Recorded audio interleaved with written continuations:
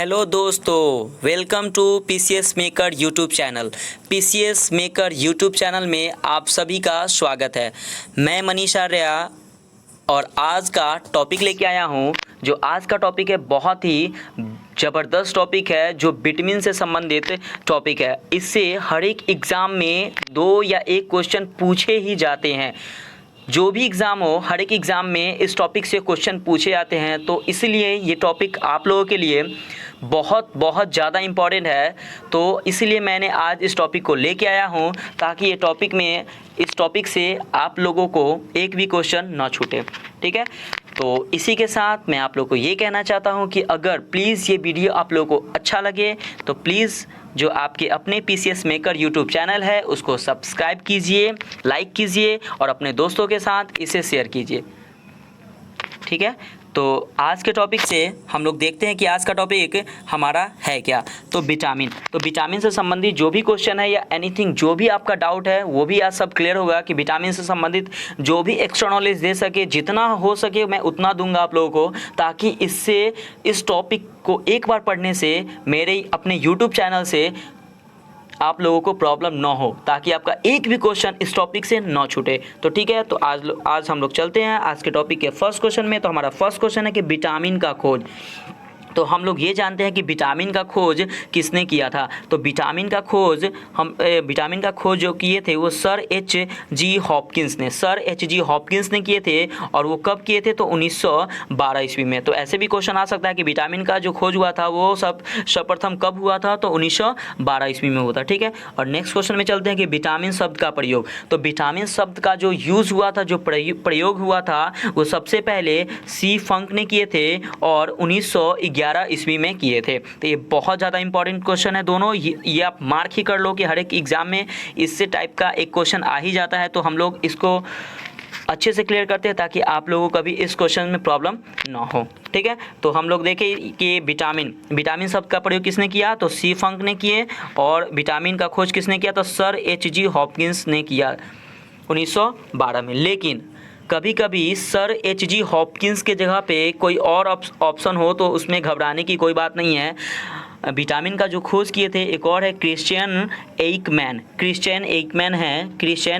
है जिन्होंने क्या किया था? तो उन्होंने भी विटामिन का खोज किया था। तो आप अगर ऑप्शन में सर H.G. हॉपकिंस ना हो तो आप घबराइएगा नहीं, क्योंकि क्रिश्चियन एइकमैन ने भी विटामिन का खोज किया था। मैंने ये बताया। आप लोग अगर नोट्स कर रहे होगे तो प्लीज़ आप इस पॉइंट को नोट कर लेना। ठीक है, आगे हम लोग चलते हैं कि विटामिन शब्द का प्रयोग तो आप लोग जान गए कि सी फंक ने 1911 ईस्वी में किया। लेकिन हम लोग आगे चलते हैं कि हम लोग जितने हमारे जो विटामिन जो होते हैं वो खाने के बाद जो खाना पचता है वो किसके कारण पचता है? तो विटामिन के कारण ही हमारे बॉडी में जो खाना पचता है उसके कारण ही पचता है।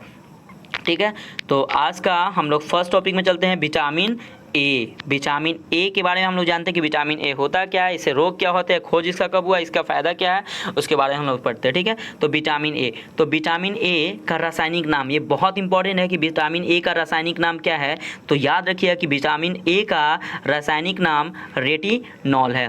ठीक है, क्या है? तो रेटिनॉल है विटामिन ए का रासायनिक नाम।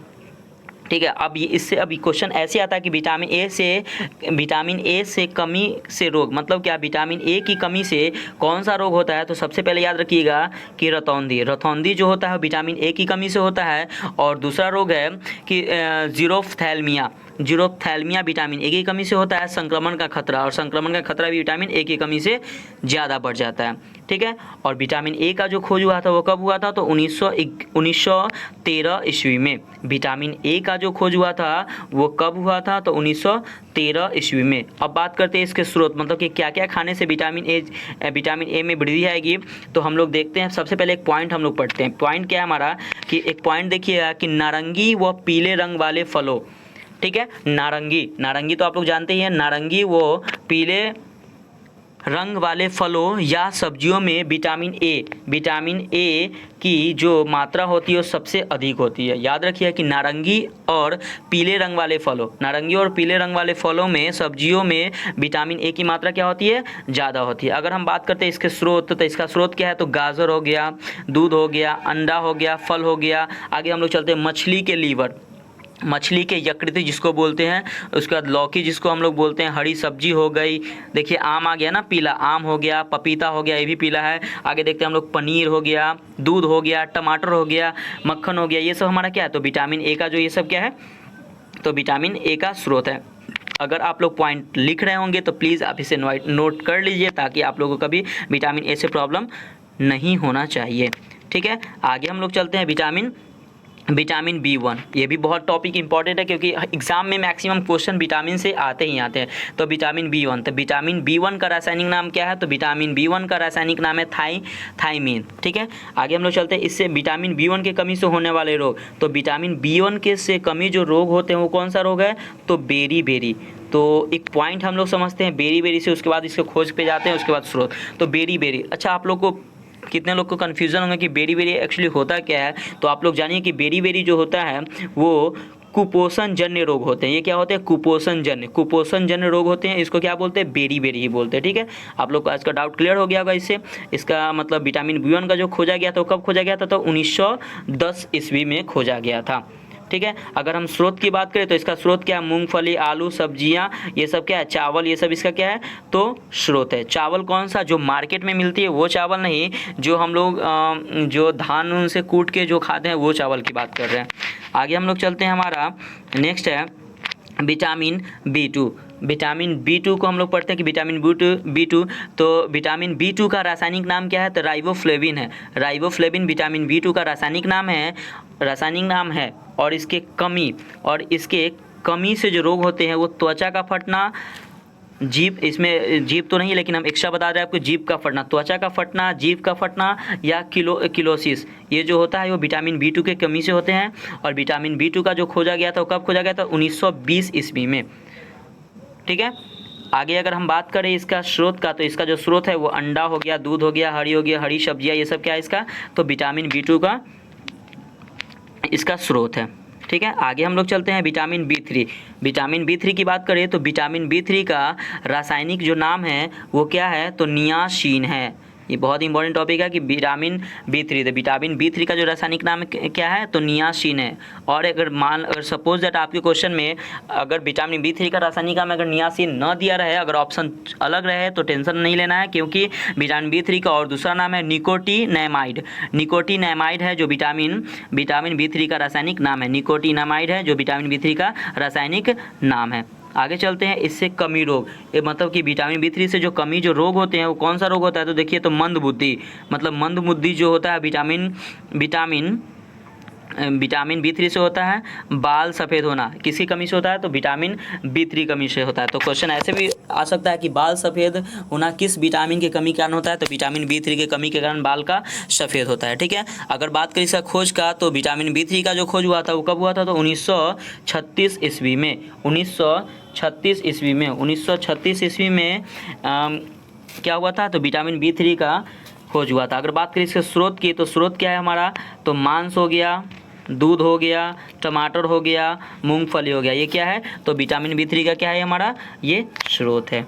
ठीक है, तो आगे हम लोग चलते हैं विटामिन बी5 से पहले हम लोग क्या देखते हैं कि विटामिन बी4। आपको बहुत जगह आपको ये टॉपिक नहीं पढ़ाया जाएगा, लेकिन मैं थोड़ा सा विटामिन बी4 के बारे में बता देता हूँ कि बी4 होता क्या है, इसका रासायनिक नेम। तो हम लोग देखते हैं बी4। तो बी4 देखिए, बी4 जो होता है, बी4 का रासायनिक जो नाम होता है वो एडिनिन है। बी4 का रासायनिक नाम क्या है, तो एडिनिन है। एडिनिन, बी4 का रासायनिक नाम क्या है, तो हमारा एडिनिन है। आप इसको देख लीजिएगा बस एक बार, बस हल्का सा मैंने बता दिया कि आपके टॉपिक में नहीं है। तो विटामिन बी4 का रासायनिक नाम क्या है, तो एडिनिन है। ठीक है, तो आगे हम लोग चलते हैं विटामिन बी5 पे। तो विटामिन बी5 का रासायनिक जो नाम है वो पेंटोथेनिक अम्ल है, पेंटोथेनिक एसिड है विटामिन बी5 का रासायनिक नाम। ठीक है, और विटामिन बी5 से कमी जो रोग होते हैं वो त्वचा, दाद, पेलैग्रा, ये सब क्या होता है, विटामिन बी5 की कमी से होता है। अगर बात करें खोज की, तो विटामिन बी5 का जो खोज हुआ था वो कब हुआ था, तो 1931 ईस्वी में हुआ था। ठीक है, अगर बात करें विटामिन बी5 के स्रोत की, तो मांस हो गया, मूंगफली, आलू हमारा क्या है, विटामिन बी5 का स्रोत है। और हम एक और सबसे मोस्ट इम्पॉर्टेंट बात ये जानते हैं, तो ध्यान से देखिएगा ये बात कि विटामिन 5 में यानी विटामिन बी5 को हम लोग के नाम, विटामिन एम के नाम से भी जानते हैं, विटामिन एम, विटामिन B5 को विटामिन एम के नाम से भी जानते हैं। अगर आपके क्वेश्चन में कभी पूछ दे कि विटामिन एम का रासायनिक नाम क्या है, तो आप टेंशन मत लीजिएगा, क्योंकि विटामिन B5 का ही नाम विटामिन एम है। अगर विटामिन B5 के बदले में विटामिन एम दे तो आप पेंटोनिक अम्ल बोल सकते हैं। ठीक है, अगर हम बात करें तो विटामिन B5 हो गया, विटामिन B7 हो गया और विटामिन B9 हो गया। ये तीनों का जो दूसरे नाम है वो क्या है, तो विटामिन एम कहते हैं। ठीक है, आगे हम लोग जब नेक्स्ट टॉपिक पढ़ेंगे विटामिन B7 तो उसमें क्या करेंगे, अच्छे से क्लियर कर देंगे, यही बात है। ठीक है, नेक्स्ट चलते हैं हम लोग। नेक्स्ट है हमारा विटामिन B6। विटामिन B6, तो विटामिन B6 का जो रासायनिक नाम है वो हमारा क्या है, तो पायरोडॉक्सिन है। ये विटामिन B6 का रासायनिक नाम है। और विटामिन B6 से जो कमी से रोग होते हैं वो क्या होते हैं, एनीमिया हो गया, त्वचा रोग हो गया, किससे कमी से होता है, तो विटामिन B6 से होता है। अगर हम बात करें विटामिन B6 का खोज, तो विटामिन B6 का खोज 1934 ईस्वी में हुआ था। और बात करें इसके स्रोत का, तो इसका स्रोत क्या है, दूध हो गया, मांस हो गया, सब्जी हो गया, ये किसका स्रोत है, तो ये स्रोत है विटामिन B6 का। ठीक है, एक और इम्पॉर्टेंट यहाँ पे एक बात बताना मैं चाह रहा हूँ कि विटामिन 6, ध्यान से देखिएगा ये बात को, विटामिन 6 और विटामिन 9, ठीक है, विटामिन 6 और जो हमारा विटामिन 9 है ये क्या है, इसको ध्यान से देखिए कि विटामिन 6 और विटामिन 9 आरबीसी के निर्माण में बहुत भूमिका निभाते हैं। ये बहुत इंपॉर्टेंट क्वेश्चन है जो आपको कहीं पे मिलने का चांस बहुत कम रहता है ये टॉपिक। तो मैंने इसको बताया क्या कि विटामिन 6 और विटामिन 9 जो होता है वो आरबीसी के निर्माण बहुत भूमिका, आरबीसी के जो निर्माण में होते हैं बहुत भूमिका निभाते हैं। इनका काम विटामिन 6 का और विटामिन 9 का। अगर ऐसे कोई भी क्वेश्चन पूछ दे तो आप विटामिन 6 या विटामिन 9 उसमें टिक आउट कीजिएगा। ठीक है, तो आगे हम लोग चलते हैं। तो आगे हमारा है विटामिन B7। ठीक है, तो विटामिन B7 के बारे में हम लोग जानते हैं कि विटामिन B7, तो विटामिन B7 का जो रासायनिक नाम क्या है, हमारा बायोटीन है। विटामिन B7 का रासायनिक नाम क्या है, तो बायोटीन है। और विटामिन B7 की कमी से जो रोग होता है वो क्या होता है, लकवा हो गया, शरीर में दर्द। जब किसी को लकवा मारता है तो किसके कमी के कारण मारता है, तो विटामिन B7 के कमी के कारण मारता है। ठीक है, अगर बात करें इसके खोज की, तो विटामिन B7 का जो खोज हुआ था 1931 ईस्वी में हुआ था। ठीक है, अगर बात करें इसका स्रोत का, तो स्रोत हमारा क्या है, ईस्ट हो गया, गेहूं हो गया, अंडा हो गया, हमारा किसका स्रोत है, तो विटामिन B7 का स्रोत है। ठीक है, अभी भी हम थोड़ा देर पहले बताए हैं कि विटामिन B7 हमारा जो विटामिन B7 है वो क्या है, विटामिन B7 को हम दूसरे अम्ल किसके नाम से जानते हैं, तो विटामिन एम के नाम से भी जानते हैं। अभी जस्ट बताएं कि विटामिन B5 हो गया, विटामिन B7 हो गया और विटामिन B9, ये तीनों को हम लोग किस दूसरे विटामिन के नाम से जानते हैं, तो विटामिन एम के नाम से जानते हैं। ये अलग फैक्ट है, इसीलिए मैंने आप लोगों को बताया ताकि आपके एग्ज़ाम में एक भी क्वेश्चन इस टॉपिक से न छूटे। ठीक है, आगे हम लोग चलते हैं विटामिन B12। ठीक है, विटामिन B12 से पहले हम लोग विटामिन B9 थोड़ा सा देख लेते हैं कि विटामिन B9 होता क्या है, बस इसका रासायनिक नाम देख लेते हैं। विटामिन B9, तो विटामिन B9 जो होता है उसका रासायनिक नाम जो होता है वो फॉलिक अम्ल है। फॉलिक अम्ल जो है वो क्या है, तो फॉलिक अम्ल हमारा किसका रासायनिक नाम है, तो विटामिन B9 का रासायनिक नाम क्या है, तो फॉलिक अम्ल। ये भी आपको बहुत सारे यूट्यूब पे नहीं मिलेगा, इसीलिए मैंने एक्स्ट्रा नॉलेज देकर मैं इसको बताया हूँ। ठीक है, आगे हम लोग चलते हैं। विटामिन B9 हो गया कि फॉलिक हो जाएगा एसिड। आगे बढ़ते हैं B12 से पहले हम लोग एक और अम्ल हम लोग पढ़ लेते हैं। विटामिन B9 हो गया, अब हम लोग पढ़ लेते हैं विटामिन V11। तो विटामिन V11 का जो रासायनिक नाम है वो सिलिसिलिक अम्ल है। सिलिसिलिक अम्ल, ये भी बहुत टॉपिक कम रहता है। सिलिसिलिक स्पेस थोड़ा कम रहता है, लिखने में प्रॉब्लम होता है, इसलिए मैंने सिलिसिलिक अम्ल आप लोग देख लीजिएगा। सिलिसिलिक अम्ल बोलते हैं विटामिन B11 को। ठीक है, तो ये दोनों टॉपिक अगर आप लिख रहे होंगे तो प्लीज़ आप इस पॉइंट को अच्छे से नोट कर लीजिएगा ताकि आपके एग्जाम में एक भी क्वेश्चन इससे न छूटे। ठीक है, तो विटामिन B12 की बात करते हैं। तो विटामिन B12 का रासायनिक नाम है साइनोकोबालामिन है। साइनोकोबालामिन बहुत इंपॉर्टेंट क्वेश्चन है, बहुत बार एग्जाम में पूछा हुआ है कि रासायनिक नाम क्या है विटामिन B12 का, तो साइनोकोबालामिन है। ठीक है, अगर इससे कमी का जो रोग होता है वो रक्त छीनता होता है, उसका क्या होता है, पांडु रोग होता है। इसकी कमी से पांडु रोग हो गया, रक्त छीनता हो जाता है विटामिन B12 की कमी से। अगर इसकी खोज की बात करें तो विटामिन B12 की जो खोज हुई थी 1926 ईस्वी में हुई थी। ठीक है, अगर बात करें इसके स्रोत के कि विटामिन B12 का स्रोत क्या है, तो हमारा मांस हो गया, कलेजी हो गया, दूध हो गया, ये हमारा क्या है, तो विटामिन B12 का स्रोत है। ठीक है, आगे हम लोग चलते हैं।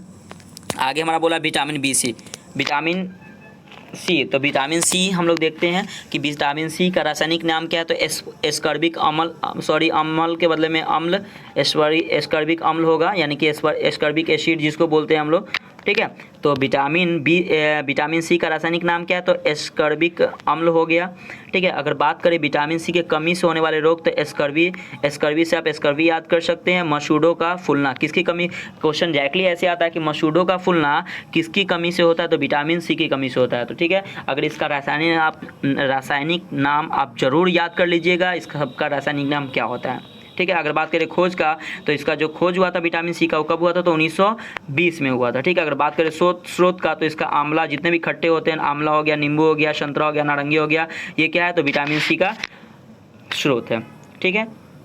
देखिए हम लोग क्या करते हैं ना कि ट्रिक से ज़रूरी नहीं है कि आप लोग जो ट्रिक हो आप ट्रिक से याद करो, आप ट्रिक पढ़ते हो तो फिर कल हो के उसको भूल भी जाते हो, ठीक है। तो हम लोग क्या करते हैं ना, खुद का अपना ट्रिक बनाओ यार।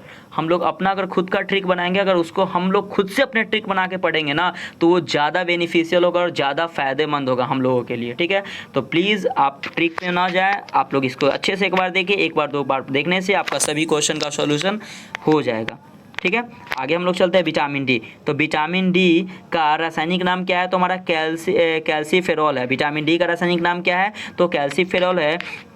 और विटामिन डी की कमी से जो रोग होता है वो रिकेट्स और ऑस्टियोमेलेशिया होता है। मतलब क्या, ये जो हड्डी में जो रोग होते हैं वो ऑस्टियोमेलेशिया जिसको बोलते हैं।